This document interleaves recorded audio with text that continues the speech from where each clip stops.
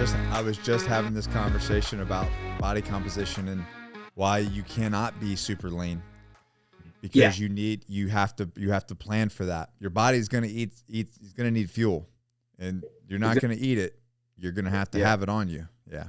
Yeah. I call it the reserves. Yeah. So it's, you know, you have these reserves, you start about 75, 80% fit. You know, the first few days are always going to be hard. I think they're hard whether you're at 2 to 3% body fat or you're at 10, you know, it's always going to be hard, but then at least you have something to those reserves. And then as you start progressing, you start eating into that, you do lose weight. Yes, of course. But it just gives you that. I've watched those guys that are super lean and super fit that show up that way. They crash. Yeah. They crash. Yeah. I've seen it in the military as well. You know, you see some of these guys and they're cut, they look the part and things like that. But when you're on operations and your operations, you know, different when you're going out the door at night and coming back. When you're on the ground for 4 to 6 weeks, you need those reserves, and that's when they start crashing, and you see it different. So that was my excuse for not dieting anyway. Was that? But I'm glad I did, because I started. I'll have to go back to kilos now, but I started at 90 kilos and I finished at 78 kilos. So I lost 12 kilos throughout and I just couldn't eat enough. Your body, I was burning between 9,000 and 12,000 calories. Your body can only really consume 7,000 through food. The rest has to come through fluids. You know, so there's little tricks like putting a teaspoon of castor oil in your water bottle is an extra 200 calories. You know, it's all, not that I did that, but you know, there are these little top tips that you could do. But yeah, I think depending on what it is you're doing, you know, if it's a short task, then not a problem. You know, you can stay cut, but for those endurance ones, you need to be looking into them into those reserves. So Dean, first, that's awesome. Second, you're the Frogman. Now in the States we have, you know, the SEALs are called that, but you have an interesting. You're kind of one of the only individuals that have this. So explain how that came, and then you being in the Special Forces, where you came from, and how that's kind of unique comparatively. Yeah. So, of course. Yeah. So I had no aspirations to join the military at all myself. You know, although my father was in the military, my grandparents in the military, I grew up in a town called Aldershot, which was the home of the British Army. So it wasn't. So they were all Army. Uncommon.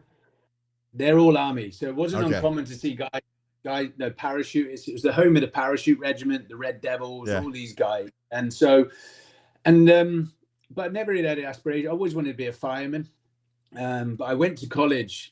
But my father used to take us surfing every summer holiday. I used to love getting in the water and go surfing. And so went to college, and after a few weeks went surfing for a couple of weeks. That 2 weeks then turned into 6 months. And this was 94. This was before any mobile phones. So my father then came looking for me 6 months later and found me working in this surf shop. And he's like, you know, he's old school sergeant major, you know, he's a sergeant major, Scotsman. And he's like, basically just gave me a bollocking in the ear. And he's like, you've ruined your life. I've only just turned 17. So you've ruined your life. What are you going to do? You've ruined your life. You're 17 years old. I'm 17. I've ruined my life. So to silence him, I was like, well, I'll join the military. And I was expecting a response of like, brilliant, I'll help you get there. And he told me I would last 2 minutes, if that, which wasn't the response I wanted, but it was the motivation to sort of prove him wrong. But I was at the time, I weighed 67 kilos. I was about 5'7", nothing like the person, as you know, you look totally different from the day you joined. And and so I went to the careers office. I went in and signed up. And then my father, I could see, okay. So I came out of the careers office, and in the careers office in Aldershot, you know, that I was joining the parachute regiment. My father's like, you bloody not. And he marched me straight back in. But my father was in the Royal Engineers. So he still thought, right, at a push, he'll probably do 3 to 5 years. He needs to get as much as you can from the military, you know, rather than you giving your everything, get what you can from them. And so, but I wasn't, you know, he'd never sat down and discussed to me about the orbat of the military, who did what and whose roles. Because my father was the Army soccer, soccer, not football, the Army soccer manager, player and coach. So he was what we would call a tracksuit soldier. So his career was based around his sporting abilities. So He wasn't a green soldier, as we would say. Yeah. So he never really talked about any of that. And so when he sat down and explained to me, he said, well, look, you've joined the Royal Engineers, you can still go airborne, you can go commando, do the commando course in P Company. I was like, okay. So that's what I did. I then joined the Royal Engineers and never heard of the Royal Marines, never heard of the Special Boat Service. Joined the Royal Engineers. I did the commando course because all the commandos were based by the coast, which meant I could go surfing.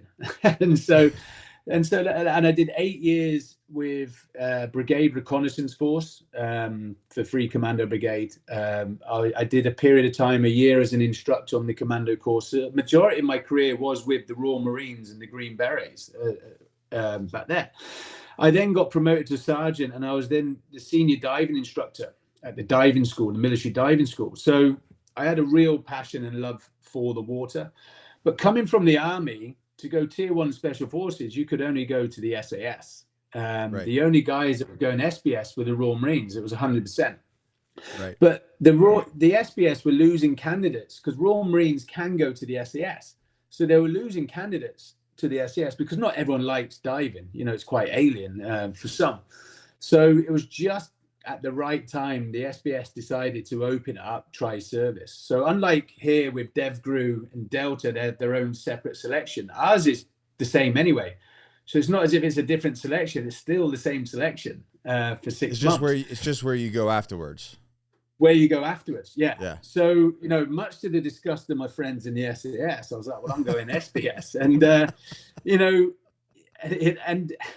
tell you as you know, on selection, you want to try and be the grey man as much as possible. You know, you don't want to bring any attention to yourself, whether it's good or whether it's bad. Yeah. I think I was the grey man for about 2 minutes on a 6-month course. It was like, stop, because it was like. Unfortunately, I've never been able to. I personally was never to be the grey man either. And it was never really good for me, but it's just the way it was. Yeah.